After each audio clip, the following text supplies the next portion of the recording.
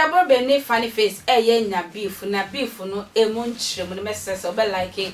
Attention TV na mesre wa subscribe Attention TV na mesre wa doma no so mesre wa boso kakra e ma send notification bi e be fi attention bebe bia won so be hu ne ekoso e won tintin so na especially Attention TV programs ni na we be nya bia because programs are hodo na bi na ekoso e wo Attention TV into subscribe ani na obenya bia hwe ye nya ye no Emilia Brobe se wo twa sini e wo Kumasi industry ni nti o ye Kumawu actor ye ba no ndwom to nso a Emilia wo hye ho pa ne Kwame Eugene kra e bobo ndwom a ndwom no tum se e ka koma odok ndwom na te se ndwom to no so Emilia de no ho na se left and right ni a wo hwehwe Emilia wo ha wo hu Emilia no ya ne funny face ye nya beef kakra na beef no emu nchire mu nie Emilia won say ne ho ofe no yo so no nti e na post nso ye Facebook obia etumi postu niema wo so ya wo ye bibi otumi postu Emilia be postu ye ne one of the favorite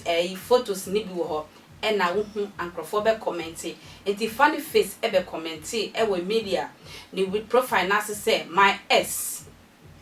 e no de love ne be tell ho and or dig a soon kakran so tell one not as a funny face no. One no ye not dream say be a grown up one in it. When Emilia ebe home a year comment. Emilia be reply ni say grow the bill of how ube funny say ya grown and so nipa ebe funny serious pa because ube trusted the S the uncle for crabbe say be a seven. One na ye bibi that enti a grow bill of what say be and fan pia bonting in dinner. When I'm so funny facing so a ye Emilia a year reply no funny facing so the other pado so pupa say I grow no nini di enti when ya dear or babe church some bia a year ye sana assemble a ya is you alone say funny faces to him say one no so